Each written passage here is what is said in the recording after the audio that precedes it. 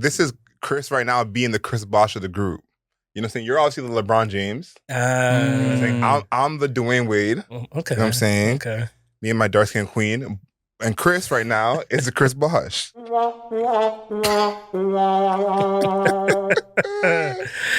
But yes, you already know what it is. It's episode 69 of the Mayor's Office podcast, baby. I had to slow down as I said that number because I was excited for this episode. Very. Slow down. I just dissed you.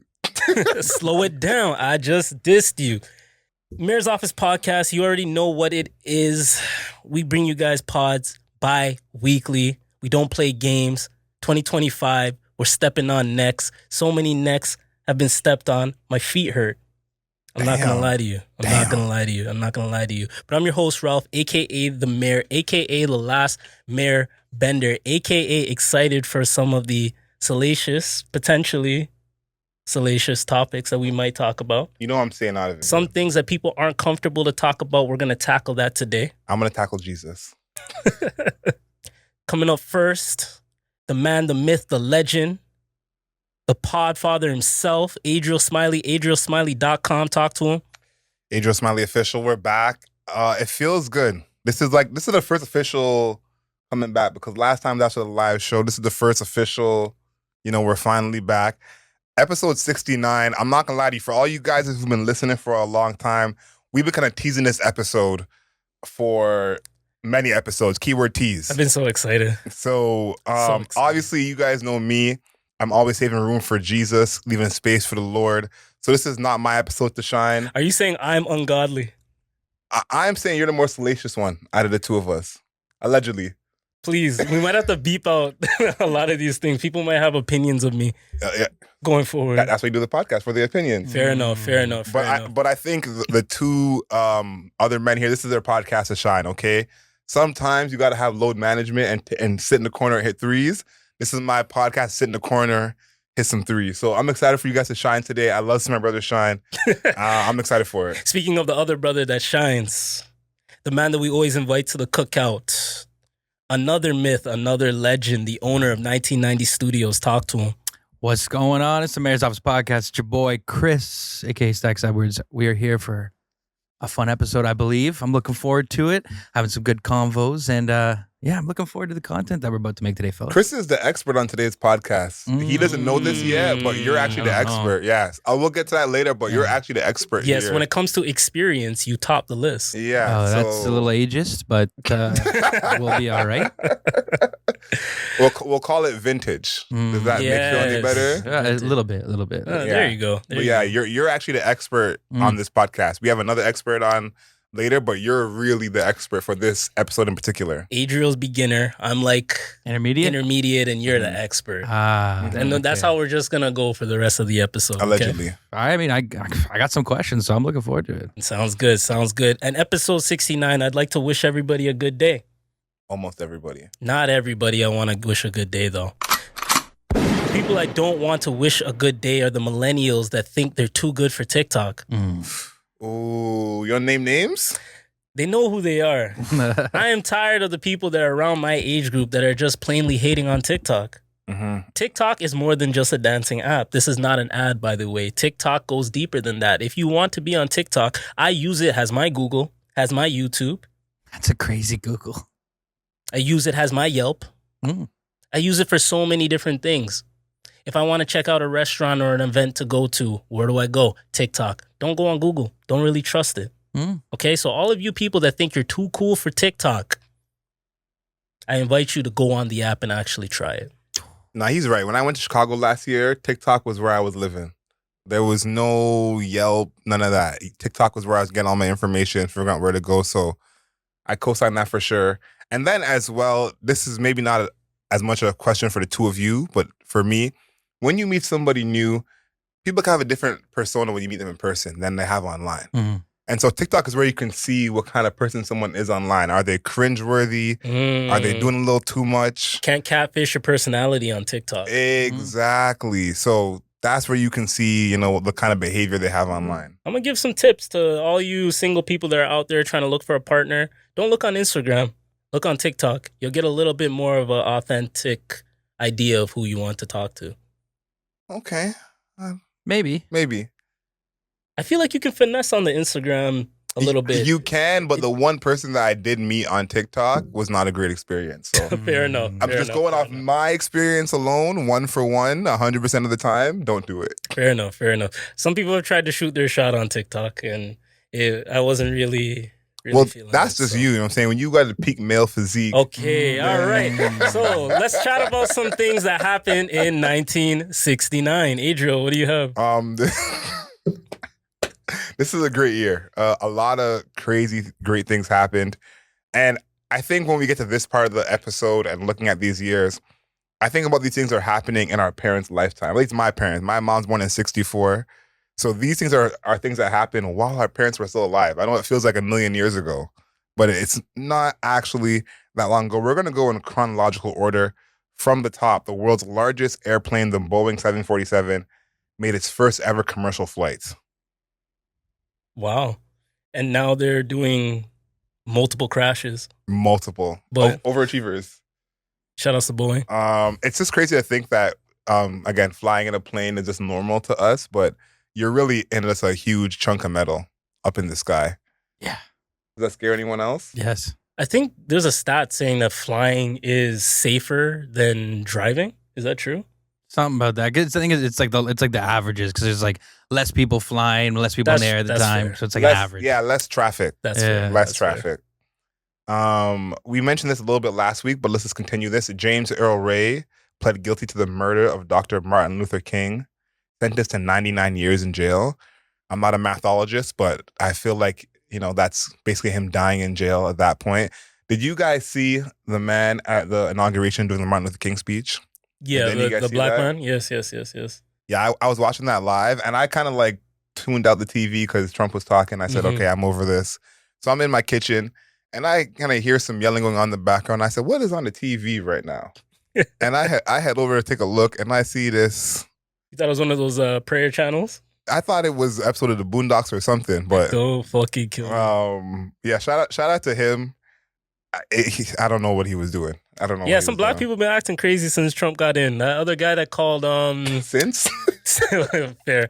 That other guy that said "Daddy's back." Oh, the black guy. I forget his saw name. something. But I missed yeah, that one. That was some weird shit. Now this one I wanted to highlight because this is like a different time where this is pre-internet that no one can confirm these things. These are things that happen that they just tell you happened and you just got to believe it. On foot, covering 3,720 miles in 16 months, English explorer Wally Herbert reaches the North Pole and becomes the first man to cross the frozen surface of the Arctic Ocean. Now, how can we confirm this? That is really my question, especially in 1969. How do we know he really did this? This is almost like Helen Keller and the moon all over again. Yeah. Did he have a journal? It was probably a journal. We gonna believe this man's journal? Come on. Maybe back then, like people were just more trustworthy. So he did what in the North Pole? Say again. He crossed something He reaches the North Pole on foot. on foot. First man to cross the frozen surface of the Arctic Ocean. Do you think he was black? There is no way he was black. There is absolutely no way. Fair enough. But things like that, I'm just like, now if someone did that and just like lied about it, like we would act so differently. But you could technically get that off on TikTok. You know what I'm saying? You get your filters together, say you're doing that, get some press. Could be some content that we do. For I the show. guess someone an idea just there. You're welcome. Robin Knox Johnson becomes the first person to sail around the world without stopping entirely on his own. See, once you throw in entirely on his own, I'm coming back to the lies. Like, how do we know that he really did this? And it's also like, what is the point of this? But this was a different time where it was just a feat to do. Like, that's not exciting anymore. People travel all the time, sail all the time, but that's how different a world we were in where it was like, oh my gosh, he sailed across the world on It's his just a own. regular thing now. yeah. That's a normal week to Adriel. No, Yeah. it also doesn't impress anyone. Like, I think that's the thing too, is I don't think you could be like an Instagram thirst trapper and say like, I'm the sailing across the world on my own. Like, who would be impressed by that? Yeah. I don't think there's much you can do now with the internet to like be impressed. Like it's really hard, like Money.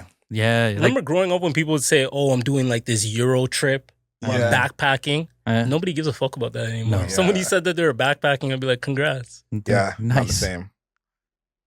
Placed in solitary confinement for 17 months. Winnie Mandela is detained in South Africa. Solitary confinement, 17 months. Wow, that's crazy. I don't think I could do that. No. Nah. No, couldn't do she it. better than me. Yeah. Yeah. 17 months. I can't do 17 months without my dog. I was gonna say, what's the last thing you did 17 months in a row consistently? Something 17 months in a row?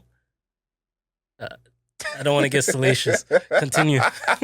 This podcast. There you go. Good That's the save. right answer. There you go. Now Canada's getting involved in the mix here. Shout out to Canada. In a tumultuous time right now. Canada officially legalizes the use of contraception and the practice of abortion. 1969. Crazy. Any thoughts on that, Adriel? Took too long, is all I had to say. Fair enough. Yeah. Took too long. This is in June. Now, they call these the Stonewall Riots, Stonewall Rebellion. For 3 days, 400 to 1,000 patrons rioted against the police. This is really the birth of the gay rights movement. I did not know that there was so many people against the police. This feels like something that would not happen now in the same way. I feel like back in the day, the police were just getting, into a lot of fights with civilians in the 60s. Protests were going differently. What kind of civilians? All kind of civilians. Okay.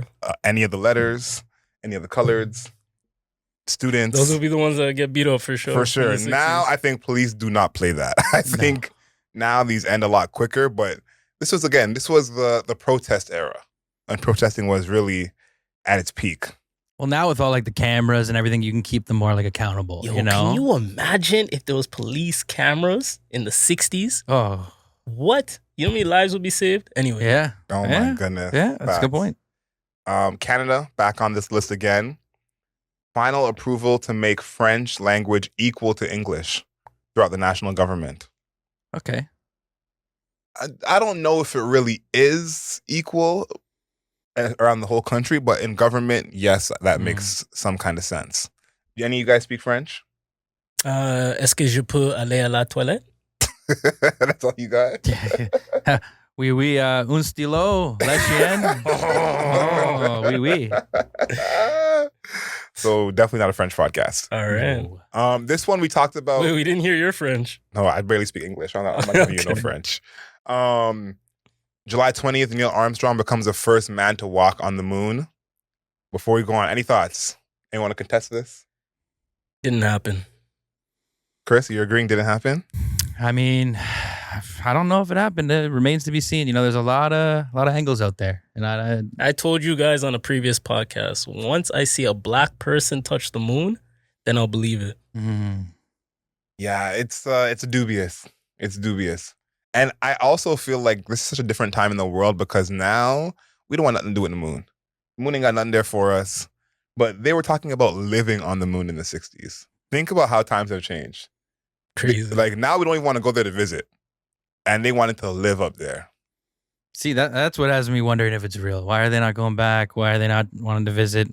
Maybe there's some secrets on the moon that we don't know that they don't want to share with us. Probably don't got Wi-Fi. Yeah, That's probably, no TikTok. yeah, I don't want to go on the moon. There's no TikTok. Nah. That's fair. this boy's spitting. Maybe my favorite on this list, and I mean that with utmost respect, cult leader Charles Manson and a group of his disciples murder 5 people, including Sharon Tate in her Los Angeles home. I'm a big cult fan. I've seen almost every cult documentary there is to see on the internet. Fascinated by them. To think that this Charles Manson guy really had it popping like that, we don't see that anymore. Did you watch Once Upon a Time in Hollywood with DiCaprio? Yeah. Yeah. It was like an alternate, like what if Charles Manson didn't go through with the killings and stuff, Yeah. but what if he got killed on his way to the killings? Yeah. I think we're almost deprived of cults in the same way. Yeah. Like cults are great news. And- you should start a cult. Ooh. A wise man once said, being a cult leader is more fun than being a cult follower. That Mm. sounds factual. Also, didn't he? It wasn't like his called. Like it was just like all women were doing his bidding for him. Yeah, he was pimping. Yeah, he must be slinging. Yeah, like slinging is crazy. Yeah. How do you think Charles Manson would do on Pop the Balloon? Like if we're just doing hypothetical here. It would have to not be Arlette. It would have to be like a all like white Pop the Balloon, but I think he'd do pretty good. You don't know that. You hear Chris, he's slinging. Yeah, you don't know his type. Man, Charles Manson is slinging. That's crazy. Next topic. Oh my goodness. Woodstock happened in 1969. There was a lot going on. 400,000 people in attendance. Performers included Stills and Nash, Joan Baez, The Grateful Dead, Creedence Clearwater, Jimi Hendrix, Janis Joplin. One person died allegedly. We hear it was a lot more. Apparently died of a heroin overdose. That's also something that I feel like I don't see anymore at festivals. heroin overdoses? Yeah, there's mushrooms. I hope so. Yeah, it's not really the right one for a some festival. people are doing coke, but casual heroin is, you know what I guess technically like all the pills is synthetic, right? You know, so it is around somewhat, but it just made me laugh in a way of like people casually doing heroin. Like heroin doesn't feel like that kind of drug. Like of course I'm unfamiliar, but it just doesn't feel like something you can just. Yeah, people aren't doing heroin like they used to, man. No, yeah. Continue. That's a crazy sentence. Let's bring it back. No. 3-day recording session takes place for Miles Davis. This album created in that time was, any guesses? Bitches Brew. Okay. Which is an absolute classic. And then Fred Hampton and Mark Clark, 2 members of the Black Panther Party, are murdered by Chicago police in their apartment on the West Side. Crazy.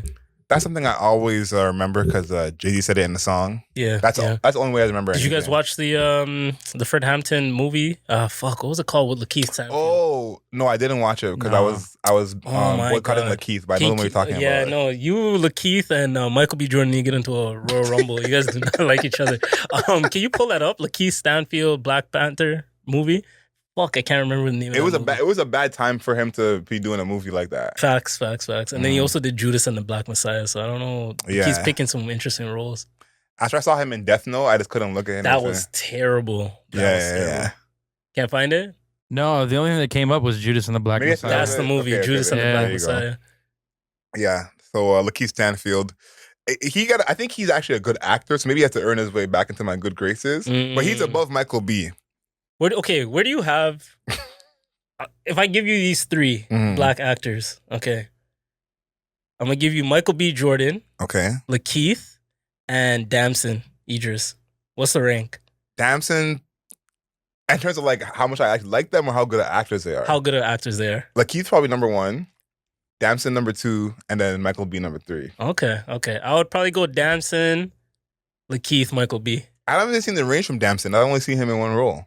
I mean, he's a British man playing a gangster from LA. Well, but he's not the only first person to do that, you know. So fair enough. It's impressive for sure because I couldn't do the opposite. Yeah, but I seen Lakeith had the range. You know what I mean? Lakeith has range. All right, that's fair. Yeah, that's fair.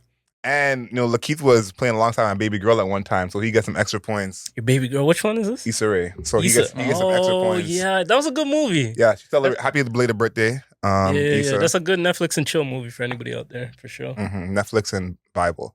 And then December 14th, Michael Jackson makes his first appearance on that television show with his brothers and sisters as the Jackson 5. So that's kind of the start of his career. Yeah. And shout out his nephew, Jafar Jackson. Not from Aladdin. It's Aladdin, right? Not Lion King? No, it was Aladdin. It was Aladdin. People were dying. Because Jafar Jackson's going to play Michael. Okay, but how do you feel about his naming his kid Jafar? But it's Jermaine Jackson that named the kid. Oh, it's Jermaine's kid? It's Jermaine's kid. It's Michael's nephew. Is the kid older or younger than Aladdin? Like, is the kid named pre-Aladdin or post-Aladdin? It has to be post. Yeah, it has to be post. Has to be post is crazy. Yeah, for sure. Yeah, Aladdin came out in like the 90s. Yeah. Yeah, that kid looks like he's 2005 born. Yeah. Jafar Jackson. 96. He was born? 96? Yeah. Oh, he's old. Damn, probably the same year. Is that not a crazy character to name your kid after? Yeah. Like, you have multiple other. I'd rather name my kid Timon. That's my next question. If you could name your kid after a Disney character, who would it be? That's a good question. A boy or a girl? Listen, it's 2025, either or. I would name my kid Mufasa. That's a good one. Yeah. That's a good one. What do you got, Chris? I'd probably just go Donald. Like Donald Duck? Yeah. Okay. All right. I don't know how you beat that. My kid? No, like you're saying Donald. Like Donald's just a solid name. Yeah. And Mufasa. Yeah. What about you? Like the first two that came to mind are gender specific, which I don't want to exclude anyone, of Okay. course. But I think Mulan would be a good one. Mulan's a good name. You know, Mulan's a good Mulan name. Smiley. That has like a little. Yeah, has a little flair to it. Yeah, you know what I'm a little chili saying? powder in there. And then I think for a boy, Beast. Like Beauty and the Beast. You can name your son B. Jeez. I mean, that's probably better than Buzz Lightyear. Yeah, 100%. True. Or Woody. Woody. Yeah, true. Yeah. I was gonna say Scar at first, but you'd be a hood man at that point. They say, I think if you name your kid Scar, you're kind of setting them up to wear a shiesty. You can't have like a 4-year-old in a shiesty. That's just not. So I think Beast Smiley is probably like. And if your son ends up being broke, a lot of women are gonna call him Goofy. Yeah, fair. Okay. Fair. That's it for 1960. Oh man. Man. So I just want to catch up with you guys really quickly before we get into the next topic. Big boys in office. Some weirdos call him daddy. Yeah, that's crazy. Barron Trump's father is in office, Donald Trump. Can I get some quick thoughts? The main thing that's been coming to my mind now that he's like officially in office is we just have to rethink the way we think about the world. I think over the past 8 years, especially, everyone was kind of doing like, I can't believe we're voting for him. The can't believe got to stop. Mm-hmm. We're in a world where this man got the most votes. Mm. Like, this is what people wanted. He didn't finagle his way in there. He ran, he raped, he was convicted, and he won. So people are choosing this man to be in power. So just kind of settling into the idea that we live in a world where this is what people want. He's in office. I'm not happy.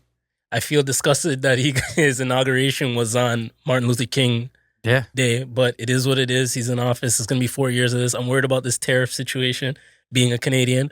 And I'm not worried about that. We'll see how it goes. We'll see how it plays out. We currently don't have leadership here.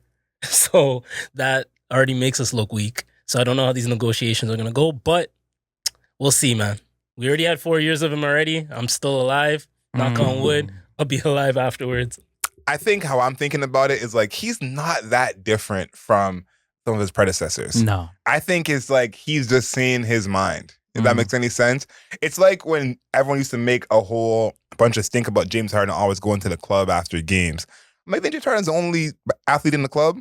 No, he's the one that we see and we hear about. He's not the only one in the club.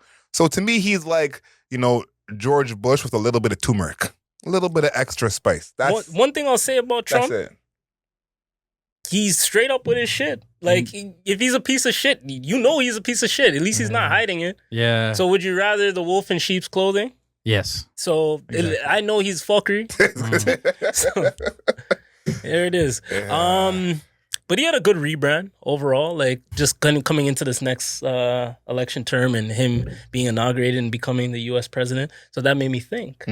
When it comes to music, we see rebrands all the time. We see R&B artists change who they are. We see rappers become producers. Mm-hmm. We see producers become rappers. We see people that fell out of the love of the media and come right back into our good graces. So I'm here to ask you guys, is there any artist out there that you feel has the best rebrand? Chris, I'm going to pass it to you first. Honestly, I think it's pretty obvious, but I think my boy Titty Boy had a pretty good rebrand at 2 Chainz. Yeah, that was my pick, too. That's the answer. Yeah. As soon as I saw that, I was like, well, it's obvious, is it not? You know? Did you guys know him as Titty Boy? I love Player Circle. Yeah. That's how I knew him, Player Circle. Yeah, because I saw a couple songs where he was just a feature as himself. Yeah. Like featuring Titty Boy. And when he changed to 2 Chainz, I heard the verse and I'm like, this is Titty. So that was like You said what? This is Titty. So that was a huge moment for me to kind of realize, okay, he's changed now. But there's 2 other ones that I think are pretty big is her. Because she used to go by Gabby Wilson when she was super young. Oh, I didn't know that. So her, almost a rebrand where people didn't even know she was out before. Mm-hmm.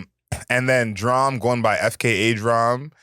He changed his whole. Didn't know that either. He changed his whole sound. Like his new sound is like super neo soul R&B and not whatever he was doing before. So that's part of it. And then the person I guess we should have mentioned as well is Gunna. Like Gunna's rebrand of going from like everyone hated him for like 4 months, then he started working out crazy, and The workouts will do it. Yeah. Either work out, find God, Yeah. or have a family. Like they'll always rebrand. I would just say, just to throw one out there, that I always just am fascinated to find this out. But Youngberg becoming the Oh producer yeah. Yeah. That's a good that's one. a really good rebrand for sure. He needed a rebrand though when he was Youngberg. Yeah. Shout outs to Yeah. Sexy Lady. That was a big track. In No, 07. big track, but Yeah, Sexy Can I? yeah. But also, you know who we probably should name in this, which like I don't know if it counts because it didn't end successfully, is Bow Wow. Oh. Going from Lil Bow Wow to Bow Wow. True. No, that's tough. People can't do that transition from being a kid star into and then going from that to 106 in Park, like you know. So would you? No, that's a good one. Could you throw in Kanye when he became from producer There's to still like, a rebrand. You know, there's a little back then, a little bit of a rebrand, but I would say from Kanye to Ye being like the global apparel, all that shit, like that being a global brand. Yeah, I'll definitely say that as a rebrand from just being an artist to being an actual global brand, because there's only a small selection of artists that have been able to do that. Like Rihanna's been able to do that, Hove's been able to do that, Ye's been able to do that. It hasn't really been done successfully. So the person who we're not naming at all, and maybe it's not a rebrand, this is just like someone being versatile, is Will Smith. Because he went from only a rapper, because when he got Fresh Prince, he hadn't acted before, and then he was a TV actor, which is a very different thing, to being like a global movie star. And now I think people don't know that he even rapped. And he was a successful rapper for quite some time. So to me, he's probably the real answer, because rebrand is so good they forget what you did before. Like that's like, again, LL Cool J's of the world. Like facts. That's when you know you've really made it. Yeah. Those are all some good picks. Chris, you had something? What? Marky Mark. Wahlberg? Mark Wahlberg. That's a good one. That's a good one. I just thought it when you said that. I was like, that's a good one. Because same thing. Yeah. And sorry, The Rock got to be in this too. You know what? The way you feel about Michael B, that's how I feel about Mark Wahlberg. Oh, like he's really? the same thing. I just don't rate Mark Wahlberg like that. I think it'd be cool to have a beer with and hang out with, but it just like as an actor, I don't really fuck with him. I would put him ahead of Michael B, because I don't think he's even pretending like he's doing some deep roles. Like he's a couple action films. He might run full speed once in a while, but that's really about it. Like Michael B is moving like he's Denzel, you know, and like Michael B is not even such a good entertainer. We're gonna ask our guest when she comes on how she feels about Michael B. I thought she was gonna agree with me, man. All right, we'll see. I thought she was gonna agree with me. I wanted to step into sports real quick. Chris, I had a quick question for you. Yes, sir. NFL playoffs been going on. You know, we're creeping closer and closer to the Super Bowl. We had a lot of regular season merchants. What I mean by that is teams that just had amazing records in the regular season and just fell short in the playoffs. Can you tell me which team had the most surprising playoff loss? Yeah, absolutely. Detroit Lions on the weekend, man. Like that was probably the biggest setback. Like you could see it in Dan Quinn's face after when he was like tearing up in the post game. Like for sure, they should not have lost to the Commanders. Not even close. You know, that's what I was going to pick too, because I didn't even watch that game, because I was like, that's the one game like I'm not even tripping. Like Washington's cool.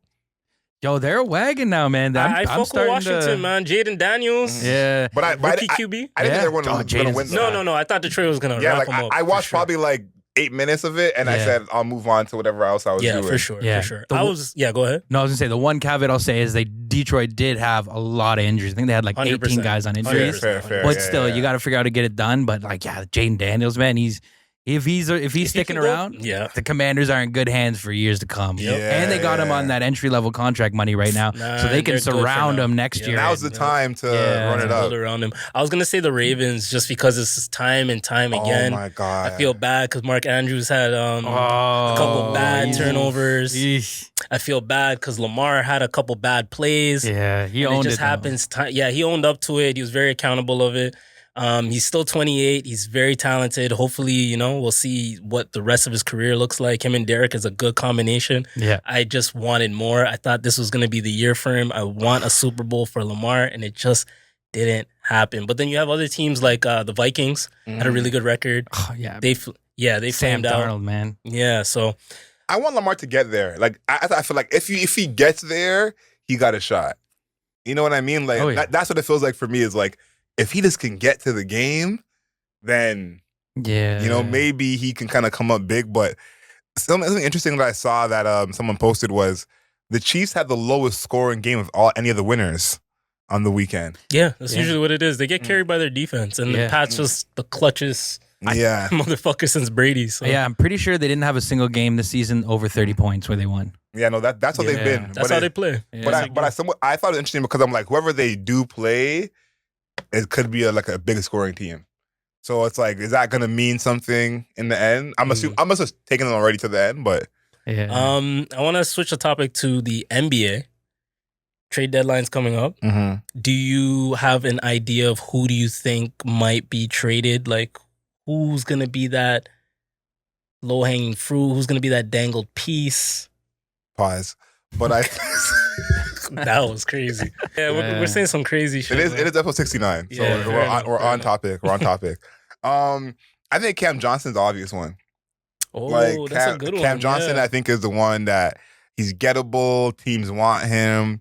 I think he's personally overrated, but that's just me saying that. But I think teams do want him. I think it's interesting that the Lakers and the Warriors are probably not going to be involved as much in the trade deadline, which are like two of the bigger name teams.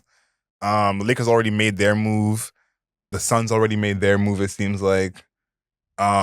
Interesting for me, I think this may be someone who gets traded. Who knows? But the Mavericks making Gafford available. Did you see that? I did see that. So I don't love that as a Mavericks fan, but I do think it's actually a smart move because a lot of teams need a center.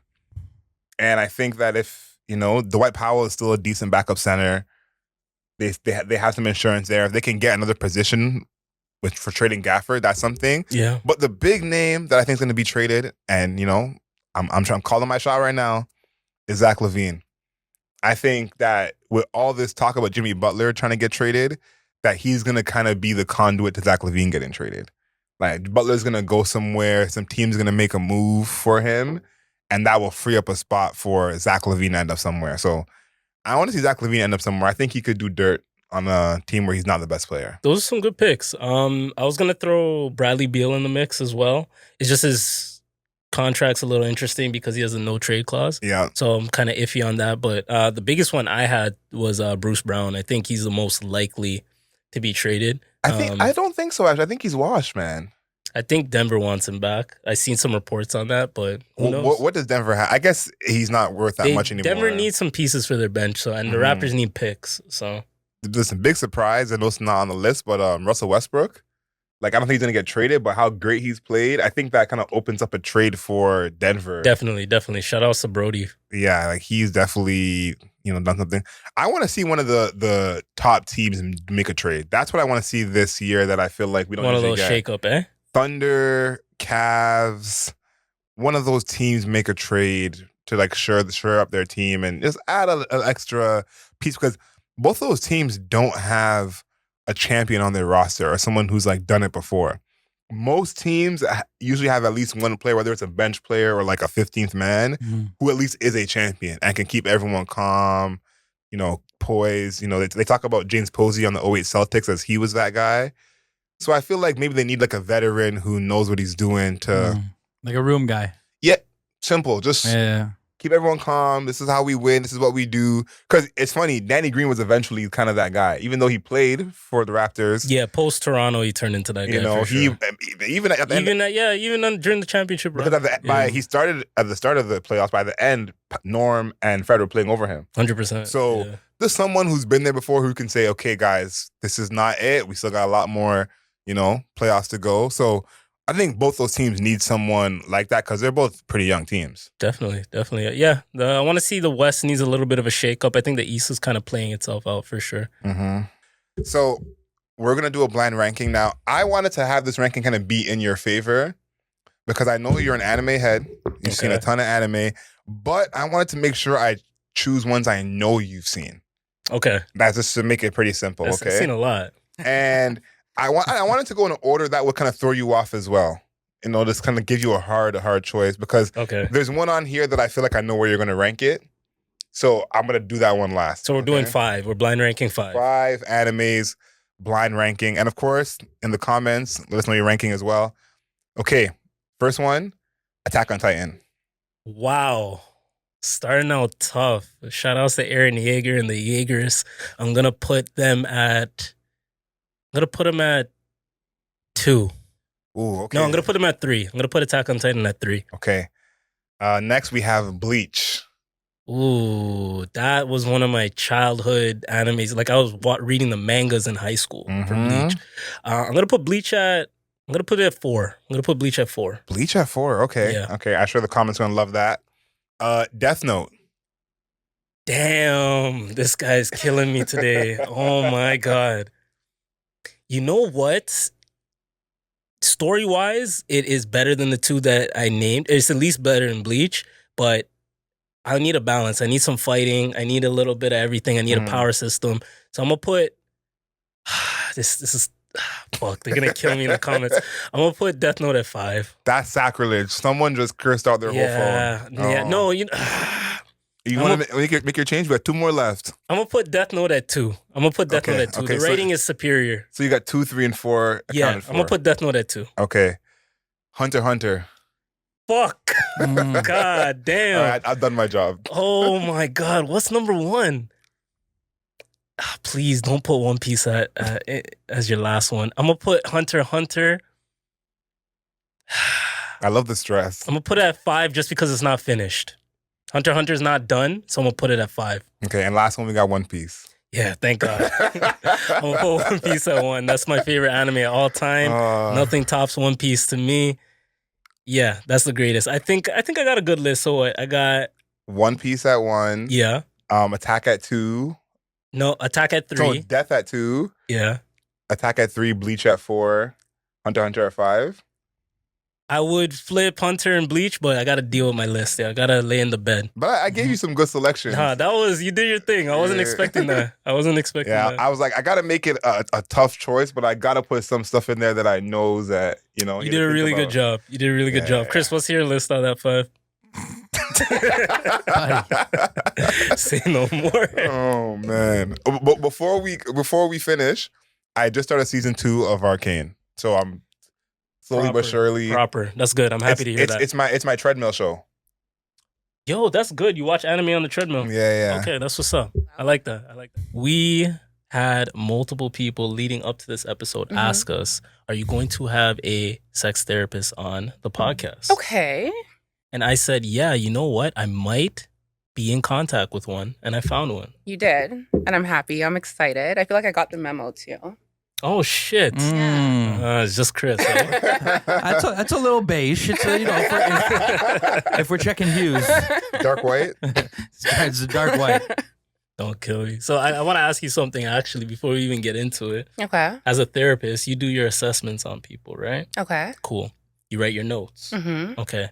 You probably didn't have a notepad, but you probably have mental notes. As you were sitting here listening to us pod, what are your notes on us? I actually did write notes. They're over there. And one of the questions I had was you expressed that Chris is the most experienced because of age. And I just said, well, I don't know if Chris is the most experienced, but I feel like age doesn't necessarily equal experience. We're getting into it pretty quickly. Yeah, I meant like us as people. Yeah. Oh, wow. I thought you saw my stat sheet. Stat sheet is crazy. We were saying more because Chris is married, Okay. so Yeah. he's in the longest relationship out of all of us. I still don't think that means that I don't know, once again, that he's the most experienced. And do you say experience is more in terms of number of partners or in terms of number of experiences? Okay, I like that question, but I like that question. I think that's an important question. I think it's what I'm alluding to here with Chris. I think partners doesn't mean that you are sexually experienced. There are a lot of people that are unhappy within their sexual experience. There's a big orgasm gap, right? So just because your list is long does not mean that you are experienced. So what does experience mean? I'm saying this for someone who's not experienced. Okay. What would I do to get experience? You would have to experience experiences. That's the only way I feel. Like, you can learn, and I feel like theory is very different than practical. Yeah. Okay. But you're saying it's not in terms of number of partners. So No, if I don't if believe I find the one for me, I can still be well experienced with that for one sure, person. for sure. Okay. It doesn't mean that everybody's going to like what that one person likes, but I think you can set like a foundation. And I think it's important personally to explore sexually. I feel like we're getting ahead of ourselves here. Are we? Yeah, let's start from the top. All here. right, let's start from the top. Let's let the people know what a sexual therapist is, because I didn't really know what it was. I read what it was, but I didn't even know what it was. Okay, so it can vary, but I feel like for me and what I like to focus on in my practice is teaching people how to, one, maybe release some traumas or some negative connotations they have around sex. To teach people how to have better sexual experiences. So like learning the body, to be able to whether pleasure themselves, pleasure their partners.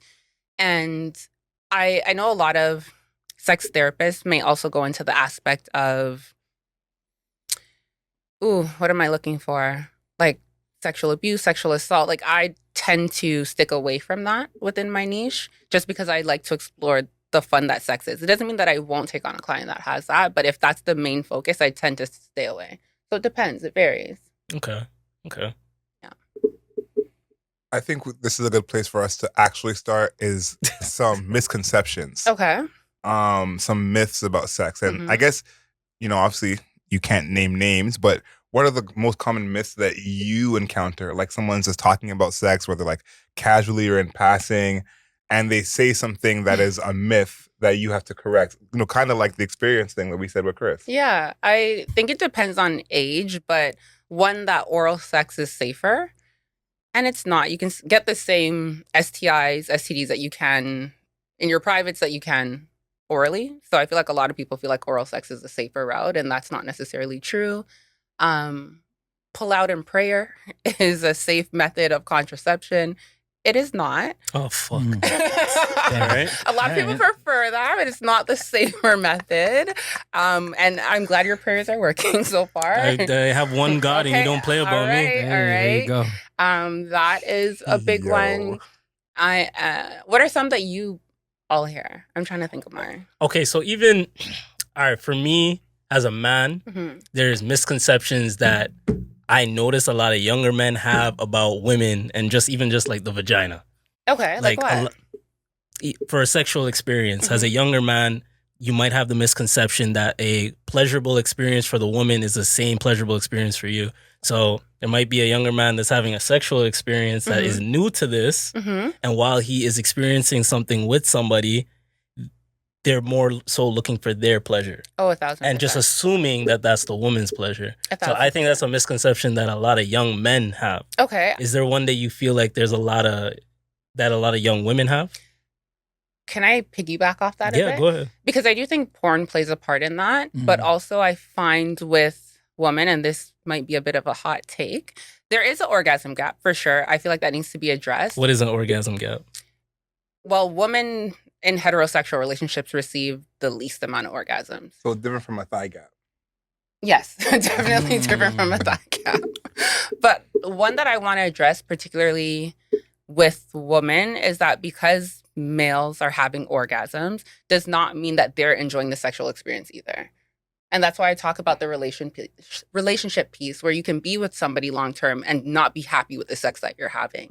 But because, of course, you see that end results of ejaculation, women feel like, well, he got off. Yes, that's going to happen naturally if the movement of whatever, is taking place. But that doesn't mean that he enjoyed his sexual experience, like he's sexually satisfied. No, he's just going through the motions, probably. Exactly. Potentially, not all the time. But yes, I want to address that. Just because a man is coming does not mean that he's satisfied sexually. That's very interesting. How do you kind of, quantify satisfaction without using the orgasm as the benchmark there? Because you said that someone can come without it them being satisfied. For sure. So how do you quantify satisfaction? And for anyone? Yeah, well, personally, I check in with my partner. Like, I think that's so important. And a lot of the times, both, if we're saying genders, like, have a hard time having that conversation because they're fearful of hurting someone's feelings or shame. And so I think it's so important to communicate after sex during that period, where you guys should be giving each other like some care and some love. Hey, like, how did that feel? And there's a method that I love to use. It's like Ooh, it's blanking me. I feel like I'm on the spot. Okay. What did you enjoy? Sorry. No, we got good lights here. So Yeah. What did you enjoy? Like, what is it? What is something that you let it stop, start, continue? What is something that you enjoyed that I did during the process that you'd like to continue? I feel like it's a very soft way to check in with your partner. What is something that I did that maybe you didn't really care for, so that I can stop doing it? And what is something you're interested in trying? That's the start. I think that language is probably helpful and like comforting to have that conversation, because I do think communication. Now, of course, I'm not an expert. I'm just speaking from hearsay. I don't know anything about any of this. Okay. But I think communication is key in these situations. So 1,000%. I think that that's a big part of it, especially the conversations you have beforehand. I think obviously afterwards is another conversation, but Mhm. do you have any advice for language in terms of having a conversation beforehand? I feel like that's a little tricky because some people aren't comfortable talking about sex beforehand. And when I say a lot of the time, that's women, because in many cases, men tend to jump into those conversations prior to somebody being ready. So I don't want to then tell you to go initiate this conversation. And why do you know. think men are more comfortable to talk about sex as opposed to women, especially like with a new partner? Okay, that's a valid question. And I don't know if I think it's the way that men are approaching women, maybe based on you saying like, what's the best way to introduce this conversation? And I feel like often men as quote unquote hunters, I think that societal perception and that society's like way of believing that men should act, men are then acting that way. And I don't necessarily think it's the right way to act, because yes, you want to ensure that a woman's comfortable and ready to have that. Both of you need to be ready to have that conversation. Mm. Yeah, the phrase hunter just doesn't feel appropriate. I agree. But I understand what you're saying. Yeah. And that's why the quotes, like, I don't think that should be a thing and that expectation should be on men. But unfortunately, societally, it is. And men fall into that, I would say, trap. And then here we are. I'm feeling uncomfortable. This is happening. Yeah. So due to that, you think that it is a long-standing double standard of women being comfortable to talk about sex, Mm-hmm. especially to men, because of whatever they feel like a man might think of it. Sex is overall just a taboo topic, especially with women to be comfortable on public platforms to even talk about that. So For sure. do you think like that conversation's changed? A lot more women are comfortable just talking about sex in general? I don't know. I don't know if it's changed. I don't think so, to be honest. I do think there's more openness because of social media and it's very accessible. But I don't know if women feel more comfortable talking about sex. I'm not sure with that one. Okay. Yeah. Chris, as the married gentleman here, Mm-hmm. do you have any questions that you might want to ask Claudette? I got a lot of questions. Okay. We got to see what I feel comfortable asking. That's valid. That's funny. I don't know. I guess one question could be, I think this is more of a question for like the people, like, that long-term relationship that's been in there for a while. And maybe you want to spice things up. Maybe you want to respectfully talk about the experiences like you're saying. And maybe ways that you can add to those experiences. What's the best way for somebody to approach their partner to ask a question about maybe trying to implement something? They want to try something new. Mhm. Maybe they saw something, they're like, oh, that could be cool. For sure. And they're like, how do you approach that in like a respectful way? Oh, that's such a good question. And it obviously is going to depend on the partner and their level of openness. However, I'm not a fan of somebody not being able to express desire that they have. I also think if you're going to approach that with your partner, you have to be ready for either answer, because just because it's something you're hoping to try does not mean that your partner is going to be open to it. And I feel like the why behind that, like, okay, say your partner is willing to hear you out and they say, why is that? Because they may become self-conscious. Like, is it because I'm this or I'm that, or are you attracted to this person? Like, there might be a lot of questions. So I think you have to be ready to reassure your partner in that moment as well, if you so do decide to take that step. But I'm all here for that. Like, I love hearing that people are open and wanting to spice it up or try new sexual experiences, because you can never learn everything about sex, which is why it's one of my favorite topics. So are you still learning things? Absolutely. Absolutely. I can be with one partner and they touch me a different way. And I'm like, oh, I like that. Like, that's not something I've experienced. And that's something I'm learning new. That's about me, right? I feel like you can always learn about sex. I have a question, maybe a suggestion. Now, of course, I'm asking here as a novice, a beginner.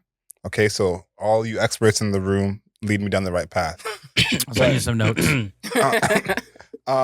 Allegedly.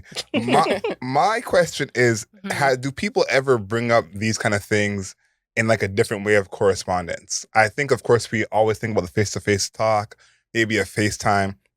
While Chris was asking this question, I thought this would probably be the right thing to put into an email. Maybe you could add a link as well. But I think you can make the subject line something that's, maybe a little not totally clear, which way it is. They open the email, you have your instructions in there of something that you desire or want to do. You can put links in there, maybe some instructional videos as well. And I think that may be maybe a different way to come about this. I know that's maybe unconventional. You guys tell me. Of course, I wouldn't know. But what do you think about that in terms of approaching this conversation of trying something new and putting it in an email instead? I think, again, that goes to knowing your partner, because if, like, I'm taking in that situation, if I was in it, I want my partner to talk to me. It's a level of connection that I feel like I would hope I've created a safe enough space for you to have.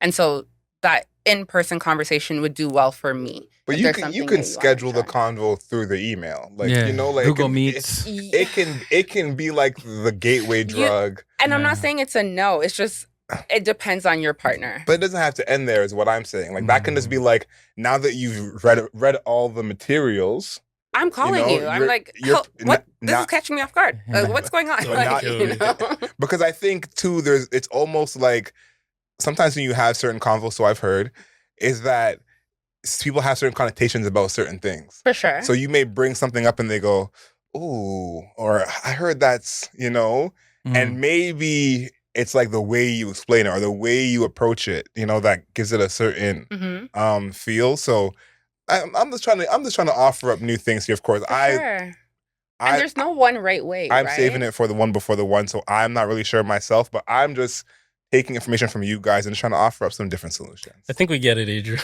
This guy's trying to reaffirm to somebody out there that he is a beginner. Teach him.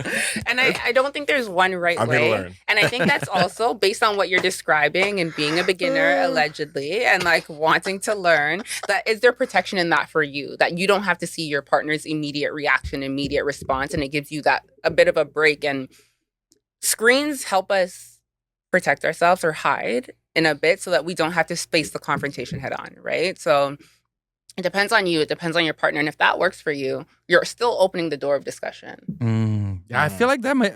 it might be kind of wild. Like your wife or girlfriend opens up her computer at work, goes under email, opens a link, it's just a video of like something like... Yeah, it's a little too much. Yo. But I like where his head's at. To me. It's possible.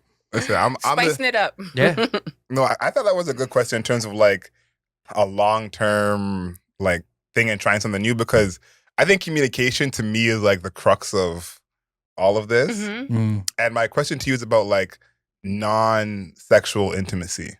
Like what you can do to like feel closer to someone without it being sexual. Like, for sure. Is there anything that you suggest or anything that you've heard that you think works? Well, conversation is a great starting place. Like, I feel like sometimes even putting away the devices and just really being mindful and connecting within that moment with each other. So I think conversation is a good one. Holding hands, that doesn't have to be necessarily sexual in nature, but for those who are physical touch people, going into your partner's love language, I feel like can be something that's very big in terms of connection. Like, foreplay starts way before, like the actual acts of what we believe to be our foreplay. And so I love that you said that, because that's really important. I can't believe we made it this far into this part of the podcast without mentioning love languages. I think that's like almost an accomplishment. Can we give each other a hand, please? Like, made it this far without mentioning love languages. That's I'm pretty also glad impressive. that I'm here for episode 69. I love that. Yeah. It's funny how So random. my Lord doesn't play about me. My Lord Crazy. I had a question earlier just about like, I talked a little bit about male misconceptions. Was there any misconceptions that you had, like, when you were beginning like your sexual journey Mm-hmm. that you now have learned?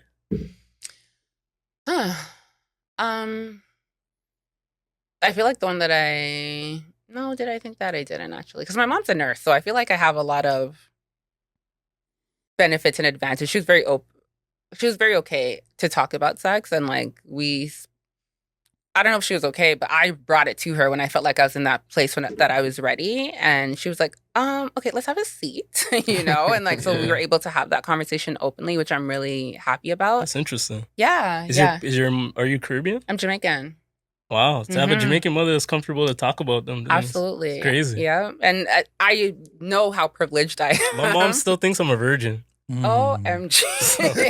I'm not going to give her anything to think I'm not. No, literally. Why? I don't know. Like, it's just... You're talking about sex being taboo and you're continuing that cycle. 100%. Why? You're part of the problem. I know. Wow. And I accept that. Listen. Accountability is a skill that a lot of people don't have, but I do. That's valid. No, you know what? Ralph brought up a good point because I think we hadn't mentioned it all, but in terms of like actually growing up in like Caribbean or immigrant households where it's so taboo to talk about, because For sure. I get what you're saying where, I had an ex sleepover at my parents' place, and my mom was like, she got to sleep in the guest room. Mm-hmm. And I remember thinking to myself, like, you're a little too late to be trying to have us sleep in separate beds. Mm-hmm. But that's like part of the culture. For sure. Do you have any suggestions for anyone who's tackling that, who's listening, who it's like, they're in a household or an environment where it's so taboo to even talk about dating and sex at all, but, the taboo part of it is kind of creating obstacles in their relationship? Okay. First, is that X the one before the one? Definitely not the one. So is the next one? It's the one before the one before the one. Okay. And he's a beginner. Yeah. Allegedly, right? Allegedly. No, we held hands a lot. Bible study? Of course. Love that. Wednesday. Wednesday and Saturday. Let's get it. Guy's a big soaker. I don't know. I wouldn't dream of it. I think that's too far. I mean, probably. Taboo. I think you just have to take that step. You are not to make it, about how old are you? If you don't mind me asking. I'm 30. Well, I'm going to be 32 in 2 weeks. Okay. Yeah.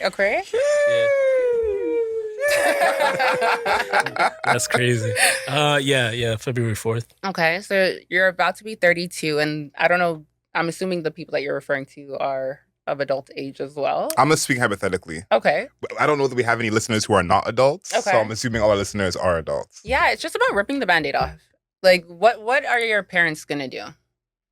Your parents were also once children. They were once your age. If you have Jamaican parents? I do have Jamaican parents. Okay, so here's my thing. What they're going to do?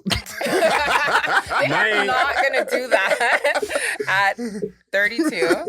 I have an interesting experience for me. Because same thing with Adriel, like our parents were very sheltered in terms of that conversation. So the issue with that is they're raising us in North America. Like we have completely different experience. 1,000%. We're probably going to tackle sex a lot differently than they did. So for my mom to sit back and think, okay, Ralph is probably just not really, dating too much or having too much sex, and then turn around and my brother brings a baby and she's a grandmother all of a sudden, those conversations weren't had. For sure. So I think that's the repercussions of a lot of things. But may I ask you, why do you think, because you're in North America, they're tackling sex differently than you did? They have a different experience growing up than we did. What makes you think that? You hear dancehall, like this is not new. What makes you think that they had a different experience? The multiculturalism within Toronto. For sure. How we're structured, how our government's structured, how our day-to-day structure is completely different from a lot of parents that grew up in Jamaica. 1,000%. But especially, sorry to cut you. No, I apologize. But there's a lot of, no need to apologize, Claudy. No, I cut you off. No, Claudy. You just talked about accountability. I'm holding myself accountable. I'm also accountable. It's crazy. No, like, especially growing up in like the 80s and stuff in Jamaica, it's completely different lived experience than we had. For sure. Lived experience. But I think people often take out the fact that our parents are still humans. They were once teens with the same hormones. Like, they had the same experiences, whether they were doing it themselves or they heard people doing it or their friends were doing it. Sex is, I would like to say a lot of the times, universal, not in terms of the openness to it, but we're going through a lot of the same biological things. So as much as we think our parents didn't have the same experience, they definitely did. I I know you feel like mommy maybe was, little angel. We'd all like to think that about our moms. But no, they had their experience, right? Yeah, I think that's a good point because I think about the cousins or family friends I have who they're still close with my mom, but their kids are like 15 years older than I am. You know? And my mom had me when she was 28. So if I'm doing the math. Or like our grandmothers having 8, 9 kids. You know what I mean? Starting So at it's like 19. it's like if your mom or your dad or whoever, and it's like they have a friend that had a kid when they were 18, it's like maybe they didn't have sex themselves, but they had to like do the math of like, okay, my best friend is a father now, or my best friend is a mother now. Or the high school that I went to, or the kids in my community, or like, I don't think they are out of the experience. And a lot of Caribbean and Black parents, do as I say, not as I do. So I think sometimes we have to remember they're human as well, and they weren't always the age that they are now. Okay. Yeah, I feel like parents too. I'm not a parent, but I'm assuming it's probably hard when it's your kid and you've raised them and they're like, that was my little baby, you know? And now they're going on to this. Maybe they had good or bad experiences when they were younger and they're like, okay, I don't want them, And every parent, I think, wants like that, like storybook, that nice, everything's packaged and clean cut, but nothing in life is ever packaged. And I think the uncomfortableness too is if the switch of gender. Like if I as a father, it's tough for me to tell that to my baby girl, you know what I mean? Or as a mother, how do you really speak to your 13-year-old son about practicing safe sex? You can do it, but it's tougher. For sure. And then there's also, though, statistically proven that when we talk to children and kids about sex, they make safer sexual decisions. So the absence of that conversation, I feel like it impacts so much because now they have the education. And it doesn't mean that they're not going to have sex, but it means if they choose to have sex, they're likely to make a safer sexual decision. That makes a lot. Sense. That makes a lot of sense. Yeah, because I think what Chris said is important is like, especially when you've seen someone grow up so like from young. I think about like even my little brother who's 10 years younger than me, and I have little cousins who are young, and it's like saw them young, so they just seem younger all the time. I have cousins who are like 27 right now, but in my head I'm like, you're still 14. Yeah.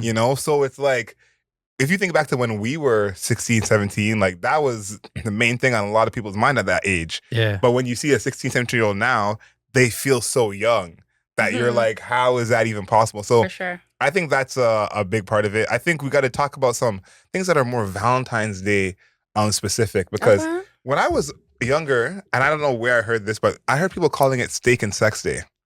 Oh, no, I think I heard that before. That's March 14th.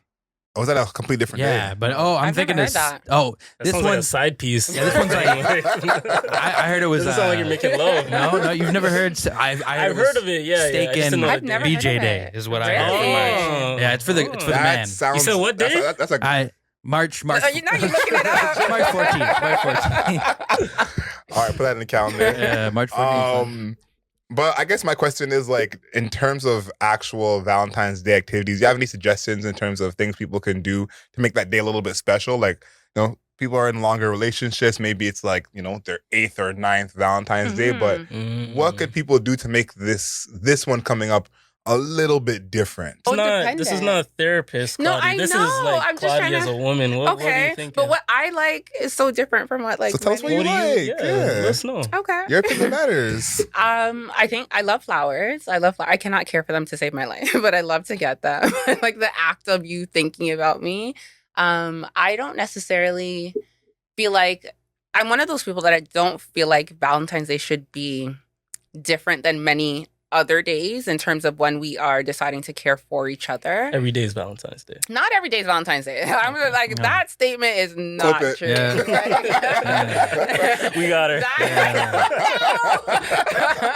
That is not that's true. That's the intro right there. But I do think there are times that are not Valentine's Day that you need to make your partner feel special. It shouldn't only be Valentine's Day. But realistically, it might just be, we're busy this weekend, we couldn't connect, so we're going to have a date night on Saturday. Yeah. And is that Valentine's Day? No, but we're going to be pouring into each other in different ways. I also feel like women should give to men on Valentine's Day in terms of making them feel special in a particular way also. This is not going to be your last episode. You got to bring her back. Okay. For men? We can skip that. Okay.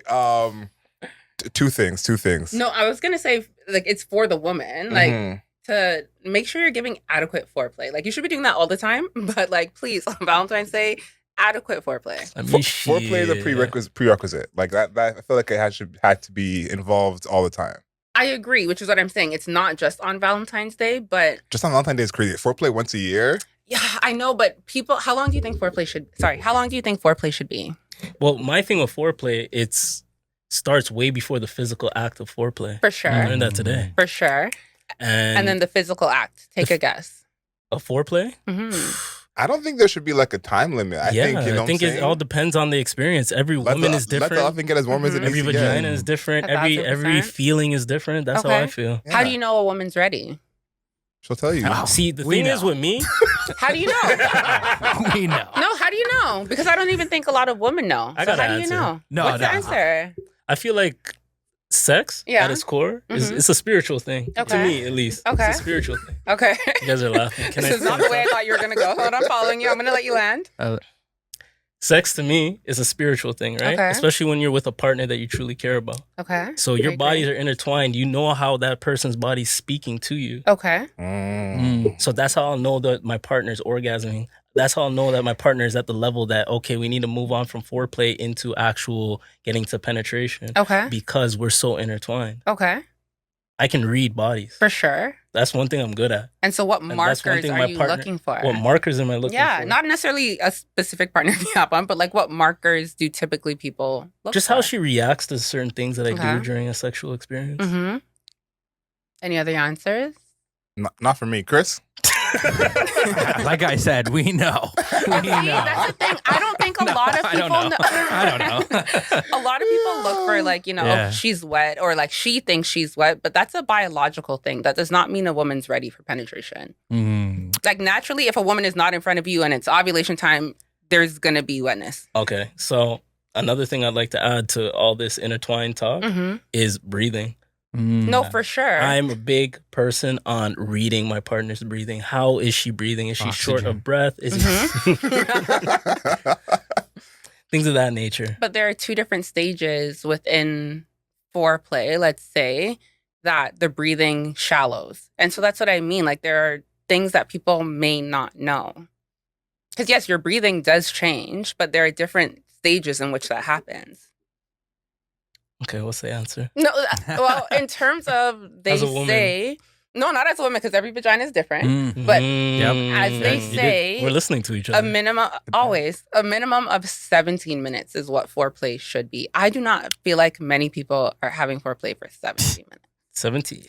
Yeah, I don't know. We got See? stuff. We're busy. You know what? Time For sure. time flies And when you're it's- having fun too. Yeah. 1,000%. And it's Yeah. not just Yeah. the men. Like sometimes women feel like they're ready as well, right? But Mm. the vaginal canal, for it to relax, to be able to expand, to take all that it can take, they say a minimum of 17 minutes. I didn't know that. Mhm. I didn't know that. Learn something new every day. All right, now I'm gonna get to my two questions. Yeah, absolutely. So sorry. This is the last Valentine's Day related one. Okay. This is hypothetical, not for me in particular, but someone listening out there. Yeah. This happened to some friends of mine in the Okay. past. So you're with someone and they tell you, I don't really care about Valentine's Day. It's not really, I don't know, it's just not really important to me. Mm-hmm. Do you believe that, and how do you approach that? Because I've had that happen to friends in the past where someone has said that to them, their partner, and they believe it, and then they don't do something for Valentine's Day and they're all of a sudden in trouble. So That is not fair. Yeah.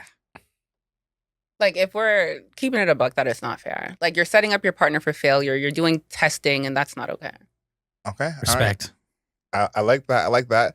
Secondly, I want to hear more about your notes. Say you took some notes on us while we were having our Yeah. Do episode. you want us to get your phone? yeah. Please. Yeah. If that's okay. I want to hear more about your notes. I wanted to know what basketball player I would be in this mix. That was one of the questions. You guys all named. we need to put you in the game first, but now that you Oh, sorry, the other one. So sorry. This Oh, looks. well, my this looks bad. This looks bad. This looks My bad. This looks bad. Yo, I'm so- listeners, Thank listeners. you. Even before we recorded, we offered Claudy water. No, like, We only have Pure Life water here. disgusting. Disgusting. she said, is that pure life? Oh, I no, would no, never. no, no. But now that she's in the game, she put some shots up. I think she could be Ray Allen. Crucial parts of the team. Yes. Like, she's not Pam or anything. Let's not get twisted. Pam is still, I don't even know Shout what out this to means, Pam. but top two, not two. But Pam's one of our guests occasionally. okay. yeah. Shout out to Pam. But I think if you're a player on the team, you could be the Ray Allen. So we have LeBron James over here, Hmm. Dwayne Wade, Ray Allen, Chris Right. Bosh. Oh, All Hall of Famers. Yeah. Winning championships. I'll Yep. take it. I'll take it. All right, I want to hear the notes. The second one was about, you kept mentioning, the Lord and Savior Jesus Christ. Yes. And you were saying that you were going to stay out of the conversation. So that's why I was telling you a little bit before that I want to challenge you on that. Like, why can, or maybe they can, but why are they not walking hand in hand in terms of What do you your, mean? like, okay, you have your religion, but you may, even though you're a newbie, you may also have these desires and wanting to learn. And like, because you just kept saying, I'm staying out of it. I'm staying out of it. This feels like an experienced conversation. This doesn't feel like a beginner conversation, So I felt like, as someone who's a novice entering a experienced conversation, that just felt disingenuous. So it's like, if I had just started shooting a basketball a couple weeks ago, I'm not gonna go get on the main court at LA Fitness and try and put some threes up. I'm gonna wait till y'all leave and work on my layup. So I felt like this was the big leagues, and I wanted to, know my This place. guy's disgusting. This guy is so disgusting. That was a great answer, though. Is that cap? Why is he disgusting? No, I'm saying he's disgusting in like how malicious his mentality is to answering the question. He's being sarcastic. No, for sure. For sure. For sure. Allegedly. Yeah. I think that's important. That was one of the questions I had. I think that was it. Or you spoke about the presidential election, and Yes. you were saying, I think it was you that was saying it's important for people to realize this is what they want, like they voted for this person. And then I just thought about, or is it that they just don't want a black woman? Like, But that's to me, that's the same thing. It's like they would rather this person be in charge than a black woman be in charge. So when you think about how the country feels about black women, it's like, you remember that, every time you see him, every time something happens, it's like, this is how strongly the country feels about black women. Look at the two people Trump beat. Yeah. And it's like, in his runs. and I think about that all the time, is like, yeah, everyone may love celebrities when SZA goes #1 or Insecure is a popular show, but in the end, that doesn't change the fact that they don't want a black woman telling them what to do. The masses. love that So it's not a great message. thought. I love that message, not the fact that Yeah. No, but it's don't clip that. we know what you stand for. We got her again. But I think we all like to have a rose-colored look at the world in terms of being hopeful, which I think we all still should, of course. Yeah. But being realistic in the present of the world we're living in today Mhm. is important, because we do this thing on the show looking back at the years over and over, and these things that happened 60 years ago feel like so long ago, but like in the actual present, it's not that different, where they don't want a woman or a black woman to be in power. So just live your life without understanding. This is my point. 1,000%. I completely agree with that. And I think it's important to remember, or to look at who voted for this person in terms of majority, in terms of like races, in terms of, I course. think those pieces and components are important as well. But at least right now, what I'm finding with therapy, I don't think there is a hopefulness that I'm hearing from a lot of my clients. And I think that has to do a lot with not only the weather and like seasonal affective disorder, but economically, people do not feel like there is hope right now. Mhm. And I feel like it's really impacting in like this gray cloud over a lot of people, and understandably so. So I'm hoping that changes, because I agree the leadership right now isn't the best, It's but a little shaky. yeah, Well, we got to stay positive. 100%. Yeah. But Is there- realistic. Is there anything that you want to tell the people out there? Because I'm assuming this is your first podcast. It's not. Wow. Why do But you keep thank you. assuming that? Yeah. I just assumed to say and see what they say back. Seasoning. Yeah, but the reason I was going to say that is because you are carrying yourself very well. So Thank I wanted you. you to answer that in front of everybody. This isn't your first podcast. You're It is very not. consistent. Very succinct. Thank you. And we appreciate that. Is there anything that you want to tell everybody out there? Yes, Valentine's Day is every day. No, I'm kidding. I'm kidding. It's not the clip. And Don't at me. women. And no, 1,000%. No, I was just kidding. What I do want to tell everybody is have fun, explore, be safe. Safe, I know, doesn't necessarily always feel the most fun, but it's better than some of the outcomes that can happen if that's not what you're ready for. And if you are, live it up. But yeah, have a good time. Sex is something that should be fun. It should be enjoyable. You should be able to explore with your partner, and create a safe space for that to happen. ladies, surprise them. Ride this Valentine's Day. Surprise the men, You mean 'cause like ride, like enjoy the day, or like? No, the clip where she pointed at me and said ride, that's the clip. She said 3 times. She said ride. She said, ladies, ride. no, cowgirl, reverse cowgirl, surprise them. They love to say that women can't ride. That's my pinned clip on TikTok right now. What? You saying, ride, cowgirl. Enjoy it. Sex is supposed to be fun. And guys, back shots is not the only position. It's not. And please work What's on back shots? work on making sex enjoyable for the woman and closing that orgasm gap. Facts. That's important. I know we didn't talk about that enough. That's maybe the next episode when I figure out what that means, but I think that's important, whatever that is. That we got to talk about that more. And Claudy, I want to let you know that this is a safe, inclusive space at the Mayor's Office podcast, and we don't want to wait until episode 169 for you to come back. I would love to be back. I really enjoyed my time. Thank you for inviting me, Of course, everybody. anytime. Are you cool to just stick around for our closing for the pod? Yeah, absolutely. All right, awesome. So episode 69 of the Mayor's Office podcast, we do always have a few things to chat to you guys about. One, we got our animation suggestion. Next, we have our non-rap suggestion. Claudy, you have one of your two phones and your Apple Watch, so maybe you can go on your Spotify or Apple Music and just see if there's a non-rap song that you like, and you can say yours in a second. Okay. Yeah, cool. Take your time. Non-rap song? Non-rap. So it could be R&B, easy, it could be It's gonna be folklore, it dancehall. could be It's gonna whatever be you want. Oh, okay. All right. As long as it's not soca. Wow. What's your background? Jamaican.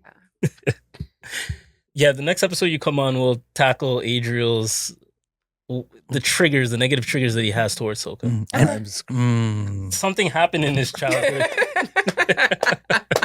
that we need to figure out. So for my animation suggestion, anime that just dropped on Netflix, it's called Sakamoto Days. Okay, so Taro Sakamoto, he is a humble shopkeeper, but he used to be the best assassin in the world until he met somebody that he fell in love with.